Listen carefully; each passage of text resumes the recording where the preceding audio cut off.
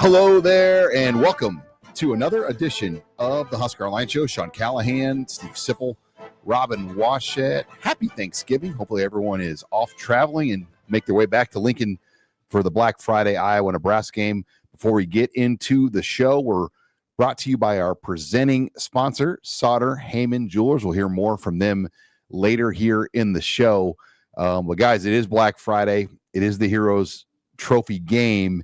And I think when you start to kind of measure this game and what it means, it carries a lot of meaning. And number one, defining what this season is, giving it a quality win, getting a win over Iowa, who has owned you 9 of the last 10 years. But then there's a lot of other things going on at the transfer portal when this game ends, particularly with the future of the quarterback position. There is a lot riding on Saturday and kind of what this game means in the grand scheme of things. Well, in the grand scheme of things, it would be arguably Matt Rhule's biggest win, although Colorado, it's right there, right? Beating Colorado in Lincoln.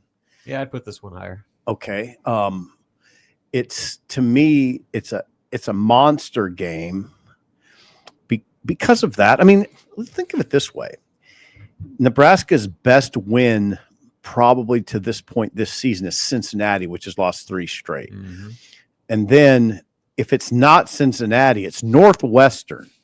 So your biggest win is Northwestern. Mm-hmm. I mean, that's not – you had some prime opportunities against Michigan and against USC to beat a ranked team and fell short. You got thumped at Penn State. And I don't care what you say. Nobody's predicting it. Maybe people saw it coming, but nobody's predicting it. It's kind of funny how that stuff works in hindsight. People are like, well, what'd you expect? Well, you didn't pick it. So, like, what? But anyway, this would be monumental because it would be something you point to as progress. Okay, 8 wins, Pinstripe Bowl, then Tampa. That's progress. Discernible, perceptible progress. Yeah, and I think for Matt Rhule and his staff to have real evidence to point to this thing continuing to head in the right direction, especially in what they themselves built as a year 3 that is kind of the takeoff point. In his history back at Temple and Baylor, year 3 was always the year where they made that jump. If you just level out and basically just equal what you did the year before, that I think stalls some of the momentum that you have, not just internally, but around the perception of the fan base and on the recruiting front. So a win would do a lot to show, for one, just from a win-loss standpoint, you're making progress. 2, from the quality of bowl game you're going to. Right. And then there's the whole Iowa conversation. Oh, God, yeah. Finally beat Iowa at home for the first time since 2011, to give fans bragging rights against their border rival. Like, there's so much good that can come from this win, both from the trajectory of the program, the mood around the fan base going into an important bowl month, and then obviously the ability to continue to showcase yourself on a nationally televised Black Friday game and then go to a high-quality bowl game in a month from now. There's a sentiment, too, I think, with Iowa fans, like, Nebraska beat us? Ha, that ain't happening. I mean, and that's where I think the dialogue is at now. Like, right. Nebraska is hoping we can just figure out a way to get this done. Iowa's mindset is, that ain't happening. No, and God, because that sucks. The confidence that they've built up in these 10 years. So you think about when Bo Pelini began the Heroes Trophy, they were 3-1. In a million years, you never could have predicted that Iowa would have won 9 of the last 10. I mean, you look at Kirk Ferentz has done. No way you would predict that. He's won in Lincoln 6 straight times. I mean, we're not talking about Barry Switzer in his prime here. We're talking about Kirk Ferentz. Like, this is amazing. It's amazing. I mean, Switzer didn't win. Did he win 6 in a row in Lincoln? I don't think so. I mean, in fact, we should look to see if anybody's done that. It is remarkable. 6 straight wins. Now, here's what I want to ask you guys a question, though. And I'm asking the question. This is not commentary. Is it the media? Is it us that created this year 3 bump?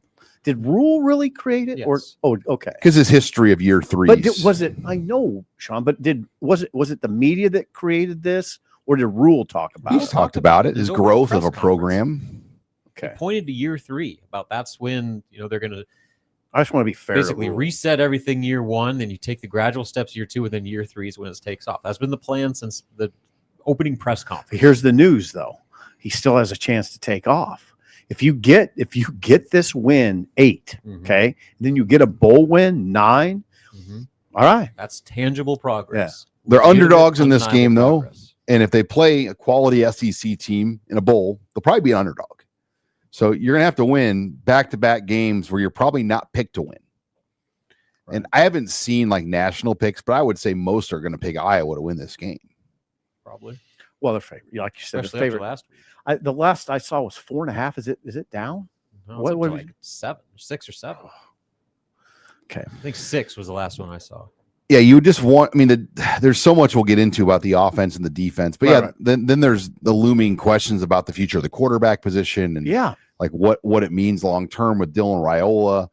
You know, TJ Lateef comes out and beats Iowa. Like, what does that mean long term?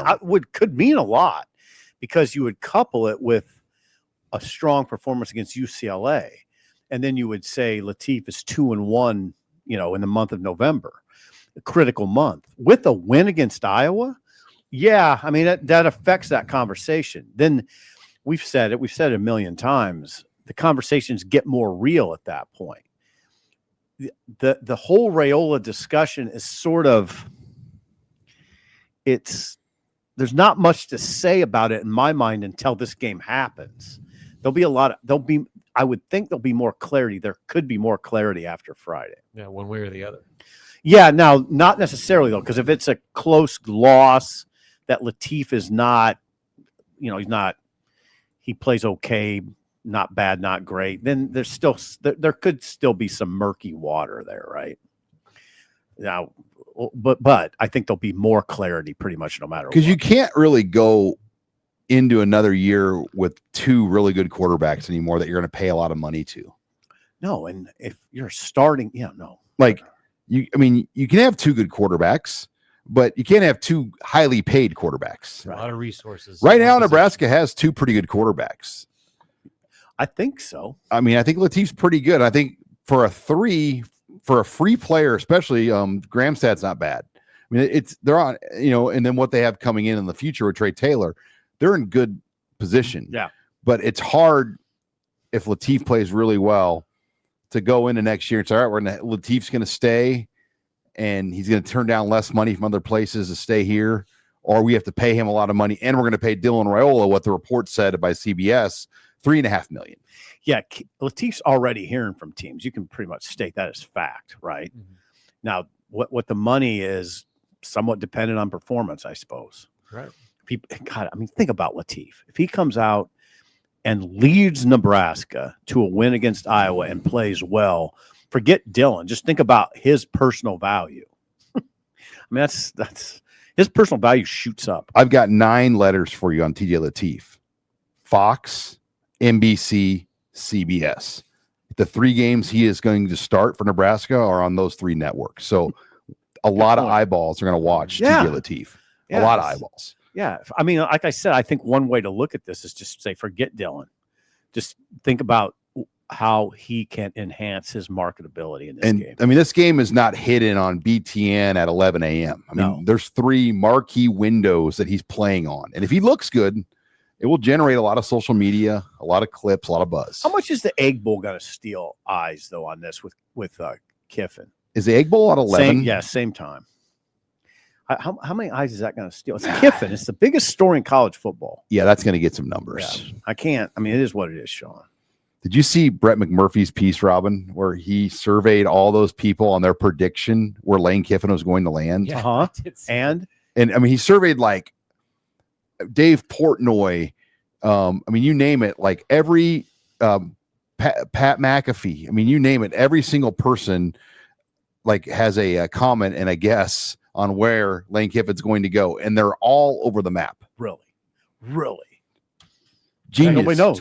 20 people on this graphic right now, from Josh Pate, Joel Klatt, Gus Johnson, Clay Travis, Andy Staples, Gary Danielson, Ross Dellinger, and you got everything from Ole Miss, LSU, Florida, the Tennessee Titans. Here it is on the screen, Sip. God. So genius content by McMurphy there, though, just to survey people. I put a lot of stock into Staples with that LSU pick because I know he knows a lot. Well, LSU is the overwhelming majority on that. Ari says LSU, but Chris Lowe says differently. And Where's Lowe? I think he said Ole Miss, stay at Ole Miss, and Lowe is very close to Kiffin. Murphy said Ole Miss. I'll be damned. I lean to think he'll stay At Ole Miss. because can you imagine if they make the playoff and then he bolts? Yeah. Be a bad look, but if there's anybody that probably doesn't care about what people think of him, it's Lane Kiffin. I mean, they named a sewage plant after him in Tennessee. The whole question, Sean, then is if he's staying at Ole Miss, why not just say it now? Why you got to wait? Yeah, I don't know. Leverage. So Ole Miss said they're not gonna get outbid. So Leverage. Nothing else. He's gonna get a paycheck. All right. When we come back, we'll get into the offensive headlines heading into Nebraska, Iowa. You're listening here to the Husker Online Show. And we're back here on the Husker Online Show. Sean Callahan, Steve Sipple, Robin Washett. This segment brought to you by our presenting sponsor, Sartor Hamann, your go-to for fine jewelry, watches, and master craftsmanship. Sartor Hamann has been serving Nebraska and the Midwest for 120 years. Check out the patented Heartland diamonds. They're custom cut and polished with extra facets to be the most beautiful diamond that you've ever seen, exclusively at Sartor Hamann. All natural diamonds, not lab grown. Give her a diamond that you can see all the way across the room, guaranteed to wow her and her friends and family. Paired with our spectacular gold and platinum jewelry mountings, and you'll have a legacy item that will last a lifetime and beyond. We also buy old gold and jewelry items. Gold is at an all-time high, so bring in your old items for top dollar and more to trade in for new items. Sartor Hamann has been voted the best year after year. Don't forget our custom Husker items and our huge selection of fine watches. Visit SartorHamann.com now. Use the code HuskerOnline in the cart for an additional 10% off. Sartor Hamann, the outlet at 12th and O for 30 to 70% savings every day, and at South Point Pavilions and Grand Island. Sartor Hamann Jewelers, when only the best will do, a tradition as famous as the Huskers. SartorHamann.com. All right, guys, let's get into the offense, because for Nebraska, I think a few things jump out. Number one, the plan for TJ Lateef, and what will that look like? Can they get him going maybe a little earlier in this game than we saw at Penn State? Get him going in terms of throw it downfield a little bit. Push it a little bit. Push the ball down the field. They've been sort of reluctant to do that this year, period. I don't know what that – I think that – I should speak into the microphone. I think that's been – I think a lot of these offensive discussions, you can't point to one area. It just seems like there's a lot of – hey, guys, you ever thought about when you're a passing team, how much has to go right? That's why I've always said be a running team. Because if you're passing the ball, protection has to be right. Your receivers have to get open, get to their landmarks, win 50-50 balls, which there's a lot of that kind of thing. And the balls got to be delivered correctly. Mm-hmm. So we always have these detailed conversations. What's going wrong in the passing game? Well, there's been a lot that's not been right. So now you have a young quarterback going against what? Phil Parker's defense. Mm-hmm. 62-year-old Phil Parker. Won't be easy.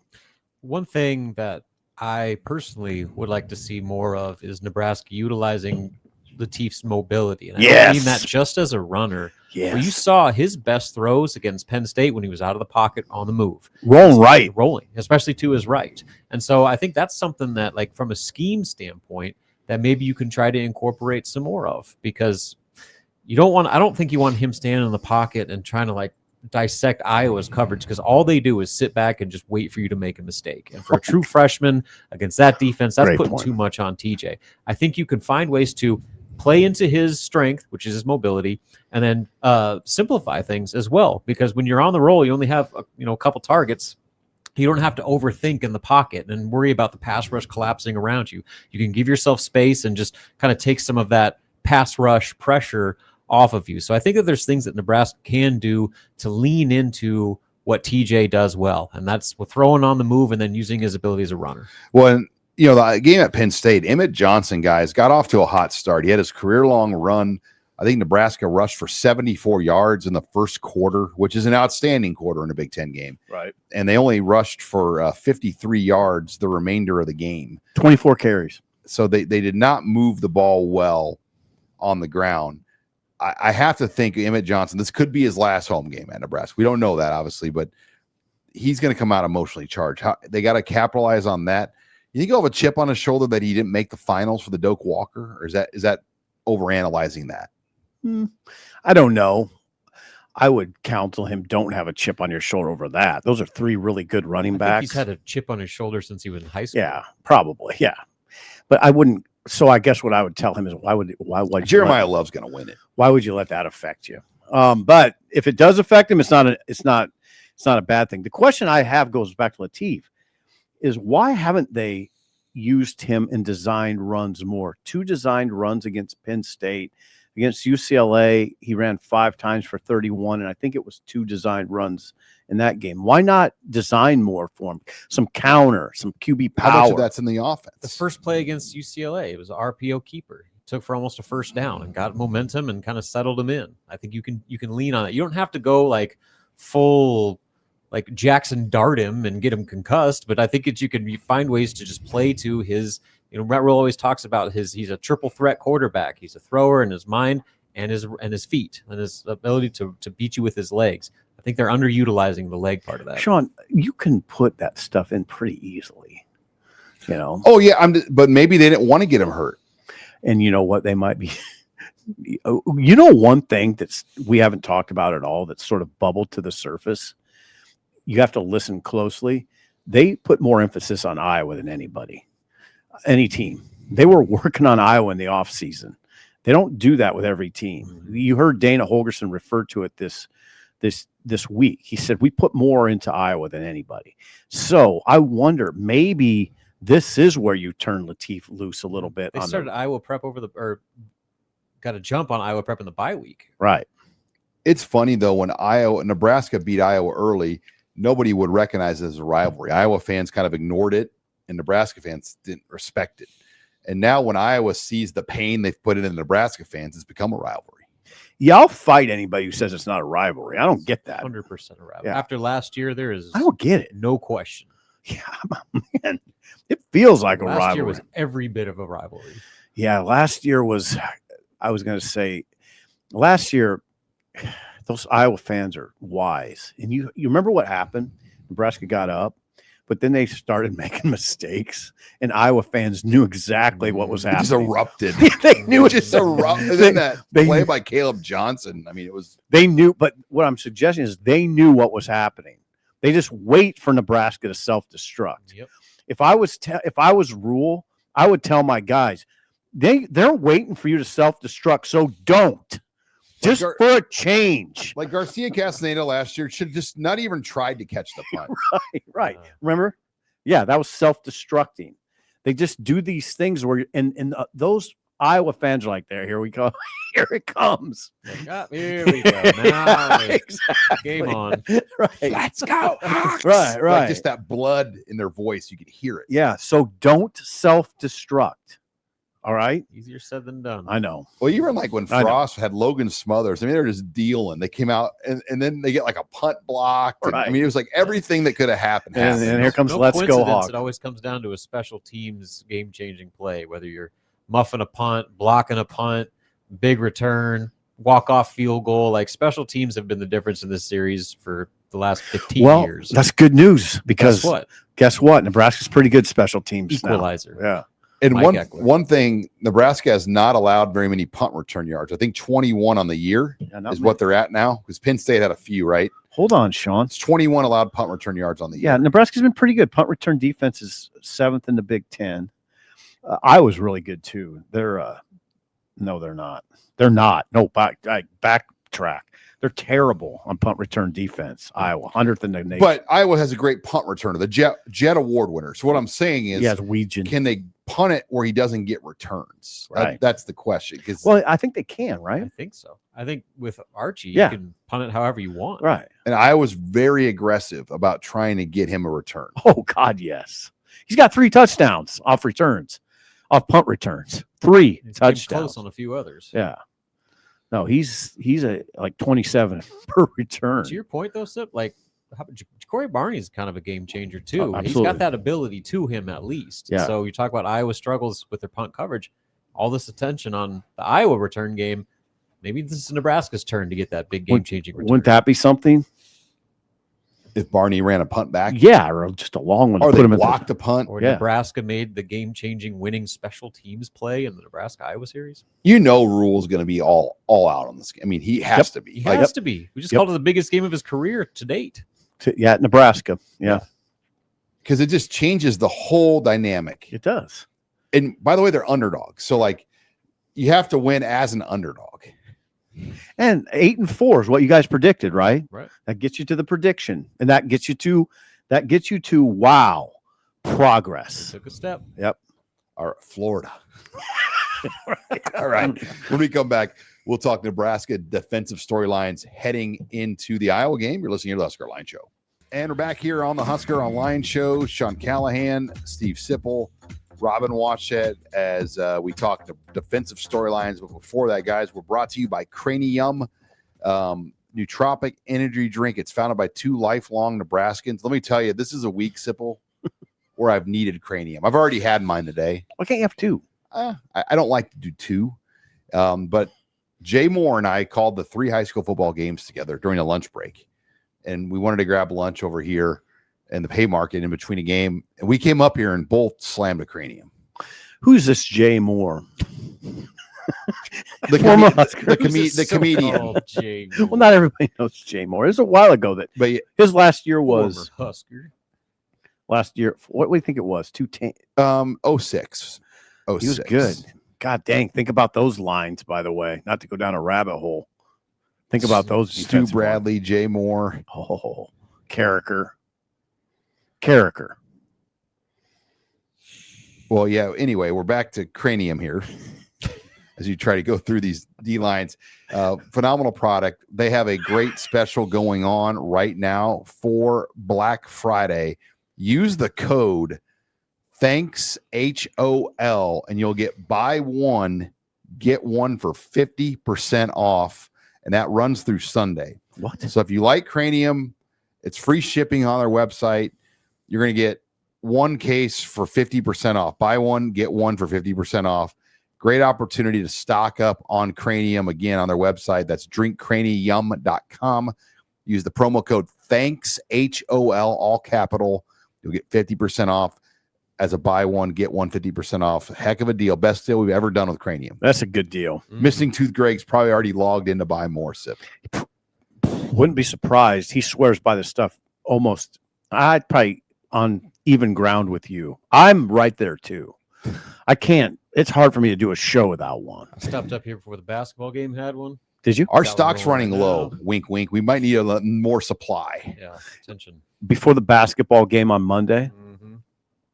Tuesday. But let's get into. I'm sorry, Tuesday. God, days. It's Wednesday. Yeah. Sid.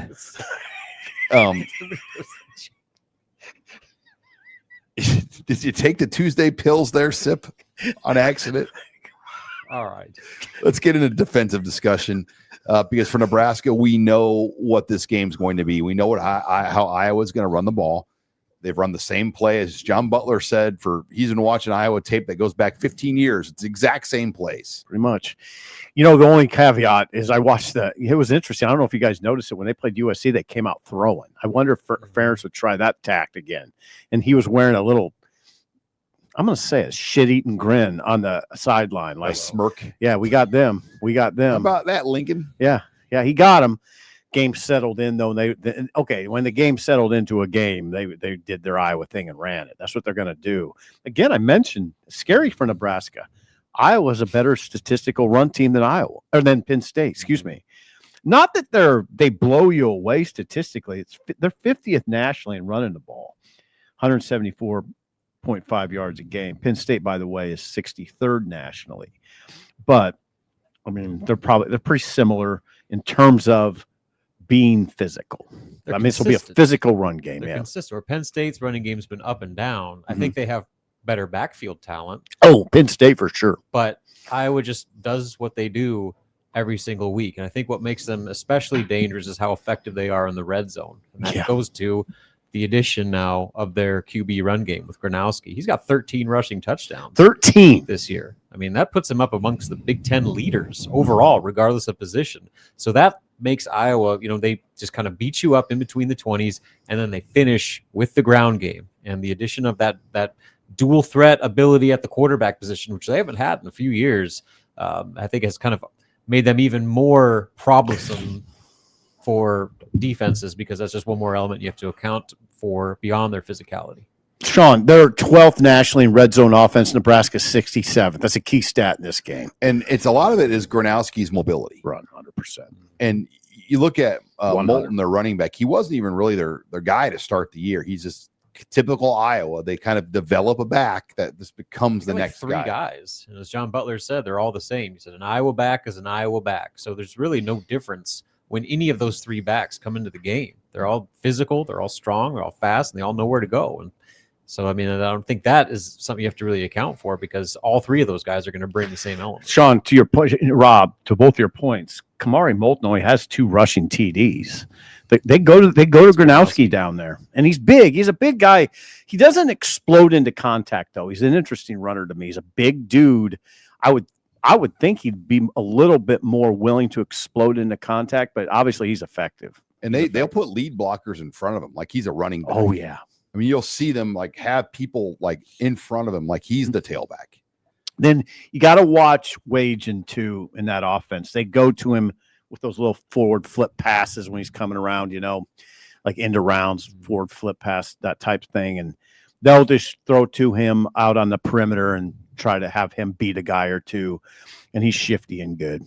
Number 21, you got to watch. I guarantee you that guy's going to be a pain. You're going to be Nebraska fans are going to be sitting up there going, God dang it, 21. He's a shifty little guy. I'm sure he's from. I don't even know where he's from, but he's probably from like Cherokee, Iowa, or just some. Yeah. Just an annoying little character. He was an 8-sport athlete. Right. He is from Williamsburg, Iowa. Okay, I was close. Wow, nice call. Went to Iowa Western. Wonderful. He's a nice story. Anyway, he's good. They're good. What we've been saying all week applies. They're hard to kill. They're just hard team to kill. You got to work to kill them. I mean, if Nebraska wins the game, you think it's going to be easy? No. Like nobody. I mean, Indiana and Oregon did not blow Iowa. Right. USC. Oh, here's the thing I wanted to tell you guys. This hit me like a sledgehammer this morning as I was assessing this game. Just think about their 3-game stretch in October when they beat Wisconsin 37-0. Okay, Wisconsin's now beat Washington and Illinois. They rattled Wisconsin 37-0. Now they beat Penn State. Nebraska just got dominated by a team that Iowa beat. Gets your attention, right? And then they beat Minnesota 41-3. Those 3 games should get any Nebraska's attention, any Nebraska fans' attention. That's trouble. I mean, they beat a team that just waylaid you. They beat a team 41-3 that dominated you, and they hammered Wisconsin 37-0. Wisconsin now has just beaten Washington and Illinois. The Big Ten has never been more unpredictable. It's pretty unpredictable. Than what we see each week. When Michigan State almost could have beaten Iowa last week. Right. And even going into this last week, you don't know what's going to happen. Oregon plays Washington. Well, we'll get to that. Northwestern can beat about anybody on a given Saturday. I mean, when they play hard, scary. There's just a lot of things about this league where Ohio State, it just really shows how good they are. Mm-hmm. Yeah. Indiana at times, but more Ohio State. Indiana's been pushed against Iowa and Indiana and Penn State. Or in Penn State. Yeah. Sorry. Penn State. Yeah. Yeah, I mean, it's easier said than done. But the more that you can make Gronowski have to beat you with his arms, that's where I think Nebraska's got its best chance, because then you're going weakness versus strength. Because Gronowski struggled just 100 to make those clutch throws. Like you see these 3rd down passes that he's skipping to his wide receivers. Yeah. That's got to be the game plan. Winning 1st and 2nd down. We say it all the time, but in this matchup specifically, it is so critical for Nebraska to have early down success, not let Iowa stay in front of the sticks, and put all the pressure on Gronowski to have to make clutch throws against the strength of your entire team, which is that secondary. No, Sean, if you're seeing 28 fall forward for 4, 5, and 6 yards, long day. Mm-hmm. All right. When we come back, we're going to take questions in the mailbag. Abby Barmore not with us, so I'm going to do my best, Abby. That'll be interesting. So we'll take mailbag questions next. You're listening to the HuskerOnline Show. And we're back here on the Husker Online Show. Sean Callahan, Steve Simmel, Robin Washett. This segment brought to you by Brunt Workwear. Let me tell you, the type of weather we had, especially Tuesday when I was outside working the state football championships, it was a Brunt day. Mm-hmm. I mean, you needed Brunt boots, Brunt workwear to be out in those conditions with the wind, the elements, and Brunt is going to get you all set up. They have not only elite boots that keep your feet warm and they're comfortable and stylish, they also have great clothing as well at Brunt. Check out their website, all the different designs of boots and clothing and workwear. We've got a great special with Husker Online as well with Brunt. We're going to give you $10 off with the promo code Husker at bruntworkwear.com/Husker. That's promo code Husker at bruntworkwear.com/Husker, as I see Steve Sippel eyeing that workwear. There's a couple of those boots I really like. I do have the boots, and they're sitting out. In fact, I have those, the Sullivan waterproof camel toes, and they're sitting out ready to go for the winter. I have 2 pair of boots. They're just literally sitting in I my could kitchen. see you wearing those cowboy boot style ones. Yeah, I do like those. I saw you eyeing those. That's the ones I was eyeing. In fact, I'm really eyeing them. All right. Thanks to Brunt. Thanks. Let's get into the mailbag as I am running the ship here, guys. So bear with me. Question number 1. Who is Nebraska's special teams MVP so far this season?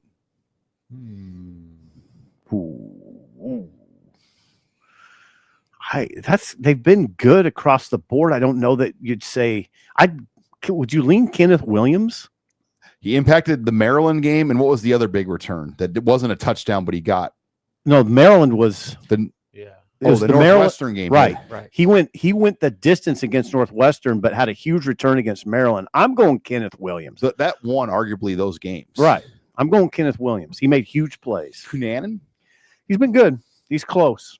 Yeah, he's close. You almost point to so just looking back on these senior day interviews, like a couple of them were like specific special teams only guys. Derek Branch. You could go, Michael Booker. You could go Michael Matt Rhule Booker. said Michael Booker should be have an opportunity at the next level as a special teams player. He might go So Booker. there's guys like that you don't see in the box score that Right. don't make the highlight level plays that have been doing it all year long and are a big reason why we talk about how good Nebraska's been with their punt coverage, how good their kickoff coverage has been. So your greater point, Zip, is that I don't know if there is one MVP. I think Mike Eckler is probably your MVP for changing that group.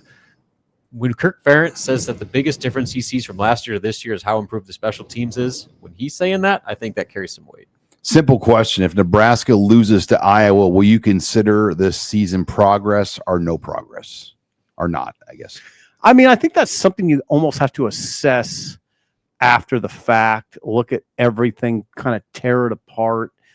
All I've said, I want to be clear on this. What I've written and said is that I'm not saying that if with a loss that Nebraska hasn't made progress. I'm saying it would be harder to sell it. Mm-hmm. It'd be very hard to sell it. That's what I'm saying. I'm not saying there isn't progress, but it's harder to sell. I'd have to tear it apart.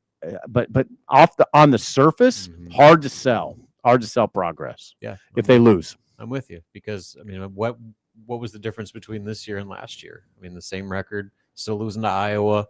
Still struggling at the end of the year, losing your last 2. Like, it's you could probably pick ways that there has been progress made, but it wouldn't be, I think, enough to match the expectations that went into the season with the schedule that they had. Schedule, Rob, Sean, schedule. Think about last year's schedule compared to this one.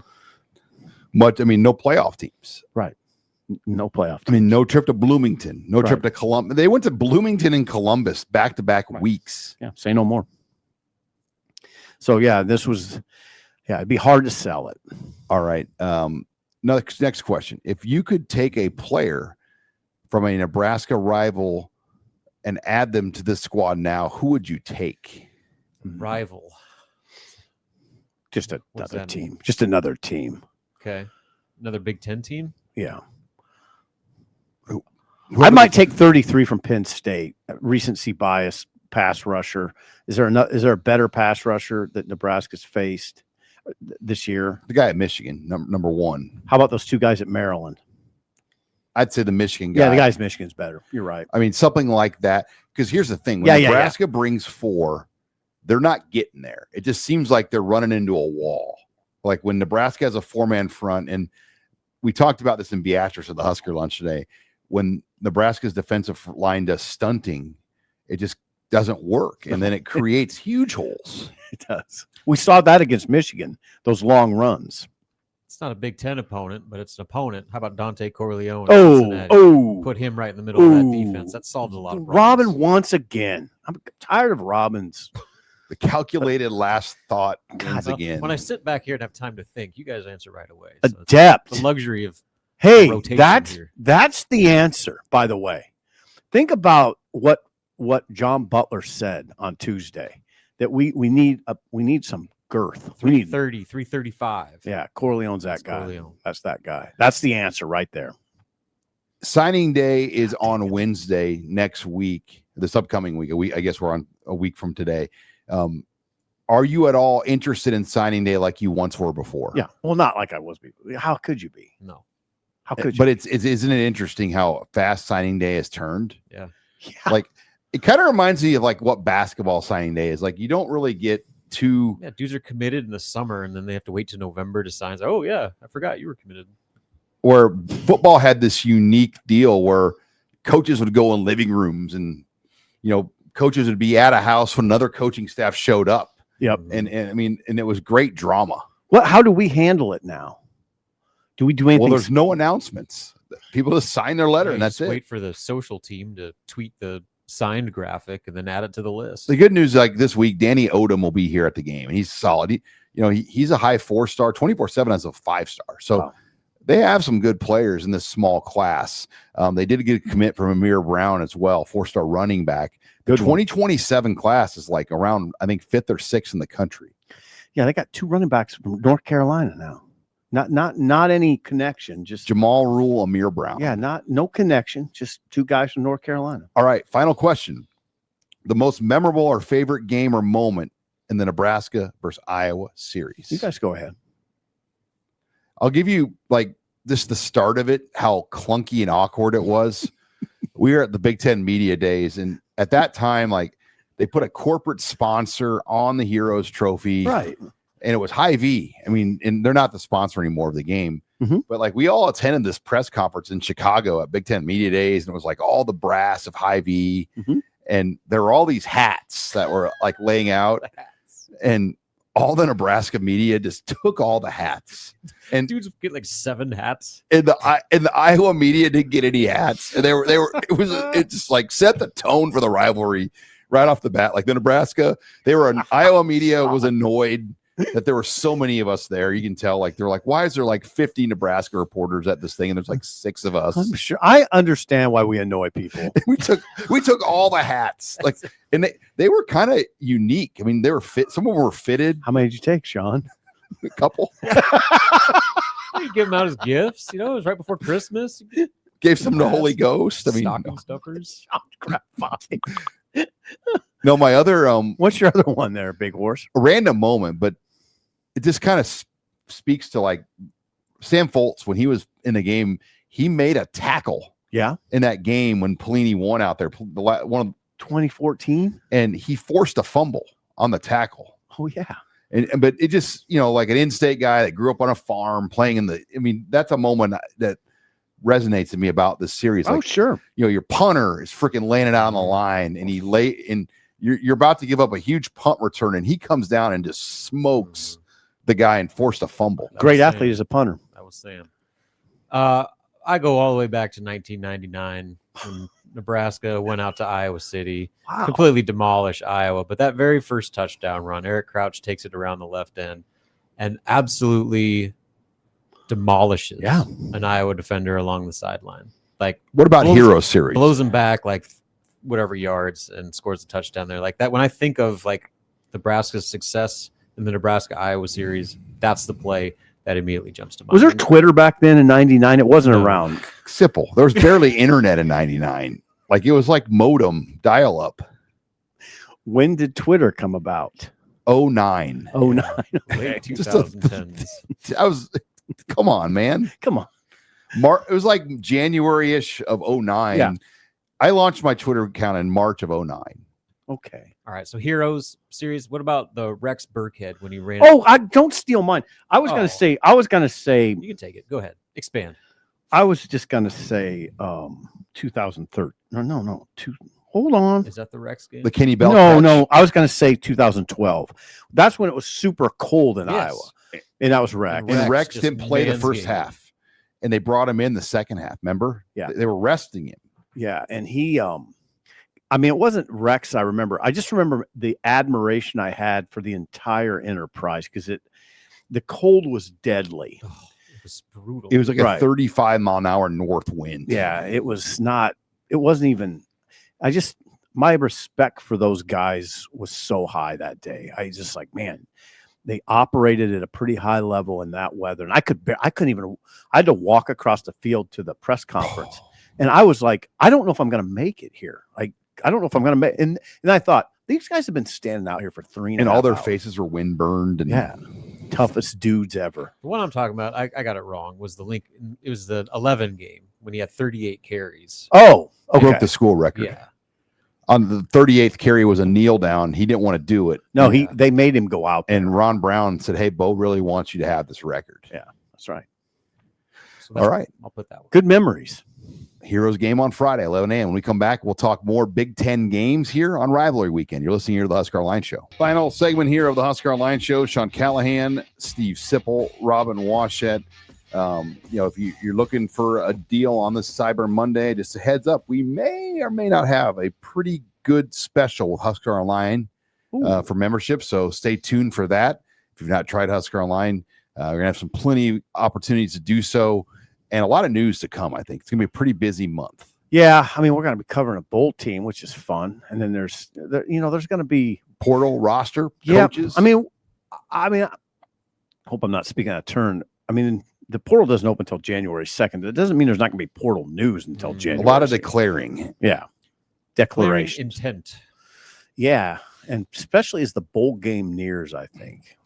But anyway, we got a number of games, 9 games in the Big Ten. It's rivalry weekend, and essentially everyone is playing their rival other than Maryland and Michigan State, who will play in Detroit.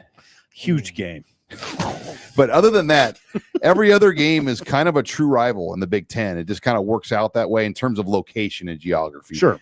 Iowa, Nebraska, Hawkeyes 6-point favorite right now in Lincoln for 11 a.m. Your other Black Friday game, Indiana is a huge favorite at Ross-Ade Stadium for a night game, 6:30 p.m. on NBC. It'll be interesting to see how many Hoosier fans get out there and take over that place. Yeah, that would be interesting to see. But you'll have Ohio State in the big game at 11 a.m. against Michigan.